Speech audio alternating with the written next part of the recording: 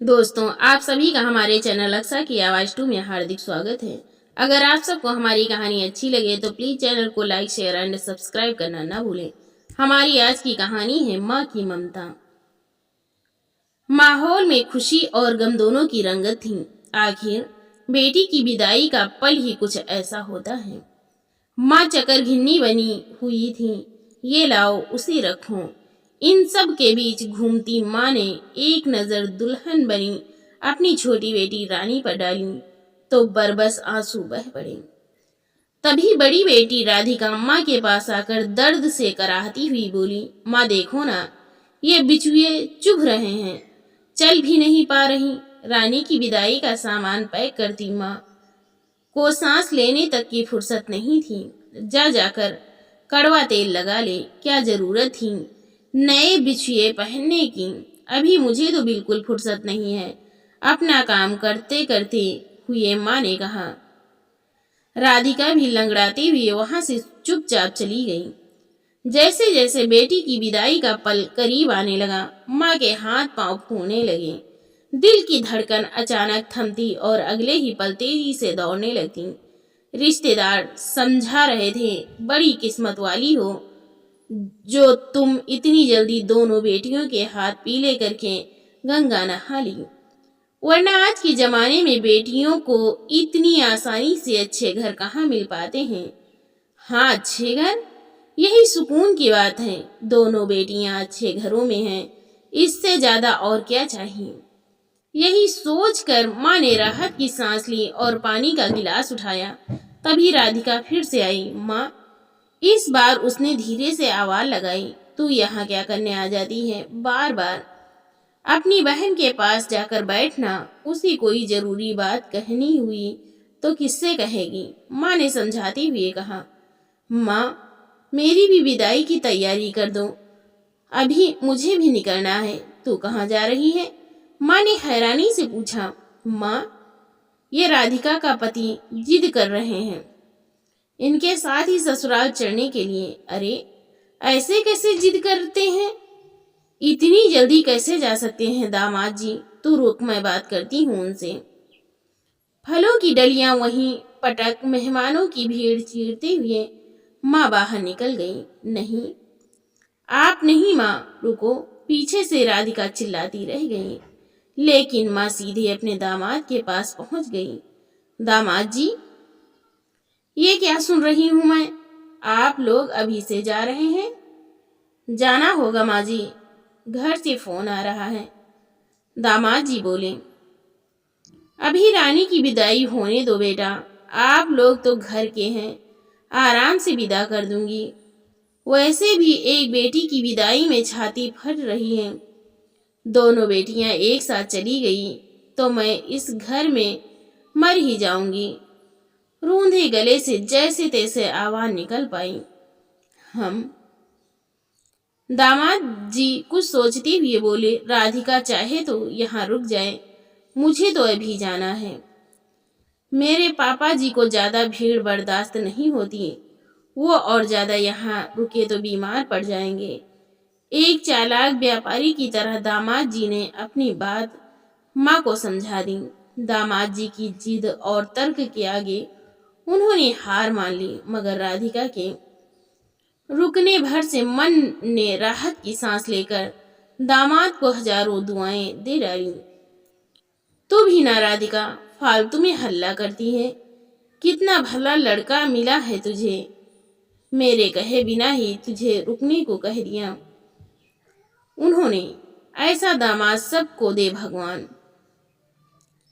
राधिका का चेहरा देखे बिना माँ कहकर चली गई। खुशी और गम के बीच रानी गाड़ी में बैठकर विदा हो गई। बेटी की विदाई में दुश्मन भी पिघल जाए, माँ तो बेसुध सी हो गई। इधर राधिका भी अपना सामान लेकर तैयार खड़ी थी। माँ कुछ समझ ही नहीं पा रही थी। दामाद जी भी अपने पापा के साथ गाड़ी में बैठ चुके थे।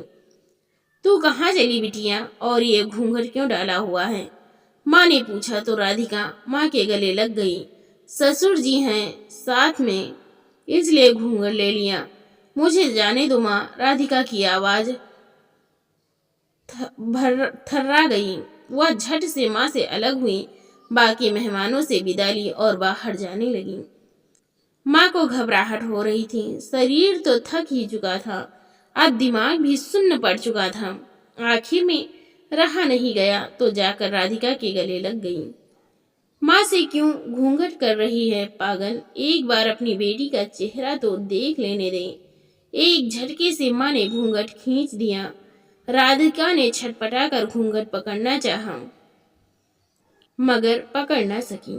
एक पल को माँ की आंखों के सामने अंधेरा छा गया।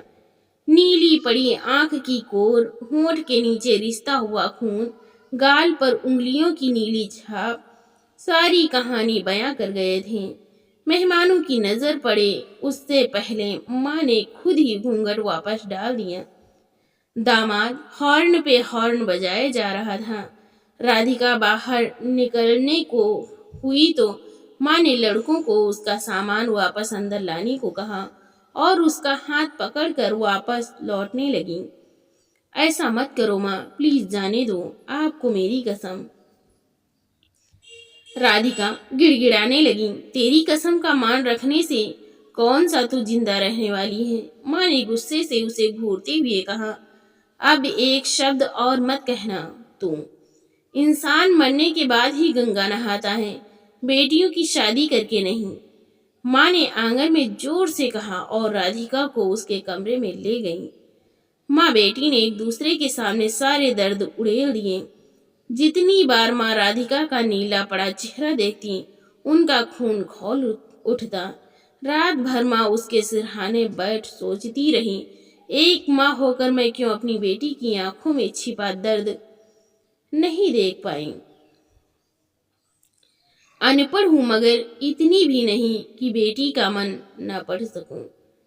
हर बार मायके आने के नाम पर काम का बहाना करना, मायके आने पर भी चेहरे पर खुशी की जगह खौफ बना रहना, पति की बात आने पर बात घुमा देना, बेवजह चेहरे पर मेकअप की परतें चढ़ाते रहना। क्यों? कुछ नहीं समझ पाई। 2 साल से दामाद को बेटा मानते ही बेटी का दर्द आंखों से ओझल कैसे हो जाने दिया। आज उस लड़की की इतनी हिम्मत बढ़ गई कि मेरे ही घर में आकर मेरी बेटी पर। माँ बिछुए चुभ रहे हैं। बेटी नींद में ही दर्द से कुनमुनाई। माँ ने राधिका के पैरों को देखा, उंगलियां पानी में काम करते करते गल चुकी थीं। अचानक माँ को ना जाने क्या सूझा। एक एक करके राधिका के सारे बिछुए उतार फेंके। ये क्या कर रही हो माँ, दर्द हो रहा है। अपने पैरों को खींच राधिका उठकर बैठ गई। उसके पैरों को गोद में रख मलहम लगाते हुए माँ बोली, इसी दर्द से तुझे आजादी दिला रही हूँ बेटा। अब ये बिछुए नहीं चुभने दूंगी तुझे। राधिका को माँ की बातें समझ नहीं आई, मगर घाव पर ममता का स्पर्श लगा तो दर्द में राहत जरूर मिली। वह वापस सो गई। राधिका की बेपरवाह नींद इस चुभन से आजाद होने की निशानी थी। माँ अब भी जाग रही थी, अंधेरा छटने के इंतजार में। बेटी की जिंदगी से भी और अपने आंगन से भी अगली सुबह उन जमीन पर पड़े बिच्छुओं को चुभन का हिसाब लेना भी तो बाकी था। मैंने बंद कर दी है सौदेबाजी। लेन देन रिश्तों के बाजार में कुछ देने में ही बादशाही है, तो लेने की फिक्र क्यों करूं। जीवन के इस आखिरी पड़ाव में छोड़ दी है क्षुद्र अपेक्षाएं, जिनसे हासिल न कुछ होना था भुरभुरी मिट्टी के सिवाय, पर अब बनना है चट्टान। सम जीवन के इस आखिरी पड़ाव में सबसे प्यार करने के बाद अब कुछ कुछ प्यार खुद से भी करने लगी हूँ।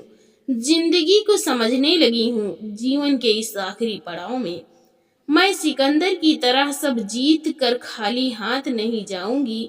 व्यर्थ का सब कुछ हार कर फिर जीत कर जाऊंगी। जीवन के इस आखिरी पड़ाव में मैं जुड़ने लगी हूँ अपने आप से। मेरे भीतर में जो है चैतन्य थामने लगी हूँ।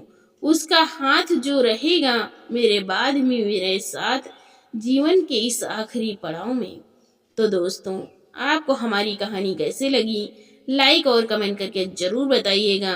तो दोस्तों मिलते हैं एक और नई इंटरेस्टिंग कहानी के साथ। बहुत बहुत धन्यवाद।